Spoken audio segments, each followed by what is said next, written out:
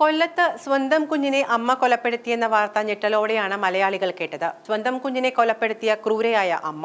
അങ്ങനെയാണ് കൊല്ലം കുണ്ടറ സ്വദേശിയായ ദിവ്യ ജോണിനെ കുറിച്ച് ആദ്യം അറിഞ്ഞത്. പിന്നീട് ഒരു തുറന്നു പറച്ചിലിലൂടെ വലിയ മാറ്റങ്ങളുണ്ടാക്കിയ ആ ദിവ്യ ജോണി വിട പറഞ്ഞു. സ്വന്തം കുഞ്ഞിനെ കൊന്നു തിന്നവൾ എന്ന പേരുള്ള അമ്മ. കേൾക്കുമ്പോഴേ ആരിലും വെറുപ്പും ദേഷ്യവും എന്ന വികാരമല്ലാതെ മറ്റൊന്നും വരാനിടയില്ലാത്ത ഒരു വാർത്തയായിരുന്നു അത്. എന്നാൽ നമ്മൾ വെറുതെ കേട്ട അഭിപ്രായം പറഞ്ഞു പോകുന്ന ഓരോ സംഭവങ്ങൾക്കു പിന്നിലും എത്രയെത്ര വേദനകളുടെ കഥകൾ ഉണ്ടാകാം എന്നാണ് ഈ ഒരു സംഭവം വെളിവാകുന്നത്. അങ്ങനെ ഒരു കഥയാണ് ദിവ്യ ജോണി എന്ന യുവതിയുടെയും. പ്രസവാനന്തരം സ്ത്രീകൾക്ക് സംഭവിക്കാൻ സാധ്യതയുള്ള പോസ്റ്റ്മോർട്ടം ഡിപ്രഷൻ എന്ന പ്രത്യേക മാനസികാവസ്ഥ. അതേക്കുറിച്ച് നമ്മൾ കൂടുതൽ കേൾക്കാൻ ഇടയായതും ചർച്ച ചെയ്യപ്പെട്ടതുമെല്ലാം ഒരുപക്ഷെ ഈ ഒരു സംഭവത്തിന് ശേഷമായിരിക്കാം. എത്ര അനുകൂലമായ സാഹചര്യമുള്ള സ്ത്രീകളിലും ഈ മാനസികാവസ്ഥ പ്രശ്നം ഉടലെടുത്തേക്കാം. പ്രതികൂലമായ ചുറ്റുപാടുകളിൽ നിൽക്കുന്ന സ്ത്രീകളിൽ ഇത് കുറച്ചുകൂടി തീവ്രവും അപകടകരവുമായി മാറാം. അങ്ങനെയൊരു ദുരവസ്ഥയിലൂടെ കടന്നുപോയിരുന്ന വ്യക്തിയായിരുന്നു ദിവ്യ. പഠിക്കാൻ മിടുക്കിയായ പെൺകുട്ടി. ഏറെ പ്രതീക്ഷകളുമായി താൻ തന്നെ തിരഞ്ഞെടുത്ത ഒരാൾക്കൊപ്പമുള്ള ജീവിതത്തിലേക്ക് അവൾ കടന്നു ചെല്ലുന്നു. എന്നാൽ പ്രതീക്ഷകൾക്കൊത്തുള്ള ജീവിതമായിരുന്നില്ല ദിവ്യയെ കാത്തിരുന്നത്.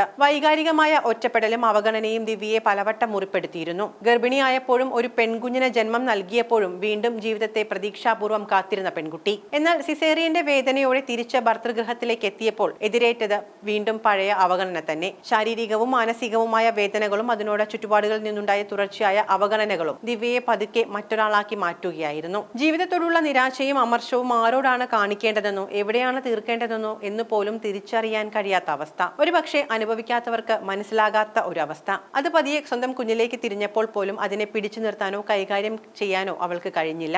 അങ്ങനെ ഏറ്റവും ശപിക്കപ്പെട്ട ഒരു നിമിഷത്തിൽ ദിവ്യയുടെ നിരാശകളുടെ ഭാരം ആ കുഞ്ഞ് ഏറ്റുവാങ്ങി. അത് എങ്ങനെ സംഭവിച്ചു എന്ന് ദിവ്യയ്ക്ക് ഓർത്തെടുക്കാൻ പോലും സാധിക്കുന്നില്ല.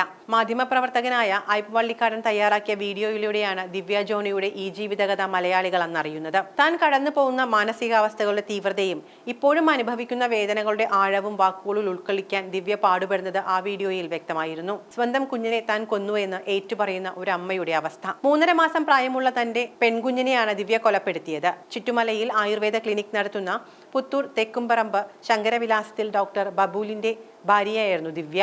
ദിവ്യയുടെ വീടായ കാഞ്ഞിരക്കോട് മായംകോട് നന്ദാവനത്തിൽ ചൊവ്വാഴ്ച വൈകിട്ട് 5 സംഭവം. യുവതിയുടെ അച്ഛൻ ഓട്ടോറിക്ഷ തൊഴിലാളിയായ ജോണി സെബാസ്റ്റ്യൻ വീട്ടിലെത്തി വാതിൽ തുറക്കാൻ ആവശ്യപ്പെട്ടെങ്കിലും ദിവ്യ വാതിൽ തുറക്കാൻ തയ്യാറായില്ല. ഒടുവിൽ വാതിൽ തുറന്ന് വന്ന ദിവ്യയുടെ പെരുമാറ്റത്തിൽ സംശയം തോന്നിയ അച്ഛൻ കുഞ്ഞിനെ എടുത്തു പരിശോധിച്ചപ്പോൾ അനക്കമുണ്ടായിരുന്നില്ല. ഉടൻ തന്നെ കുണ്ടറ താലൂക്ക് ആശുപത്രിയിൽ എത്തിച്ചുവെങ്കിലും കുഞ്ഞ് മരിച്ചിരുന്നു. അങ്ങനെ ദിവ്യ കുഞ്ഞിനെ കൊന്ന അമ്മയായി മാറി. പക്ഷേ അവളുടെ തുറന്നു പറച്ചിൽ എല്ലാ സ്ത്രീകളിലും വേദനയുണ്ടാക്കി. ദിവ്യ ജീവനൊടുക്കിയെന്ന വാർത്ത കഴിഞ്ഞ ദിവസമാണ് പുറത്തുവന്നത്.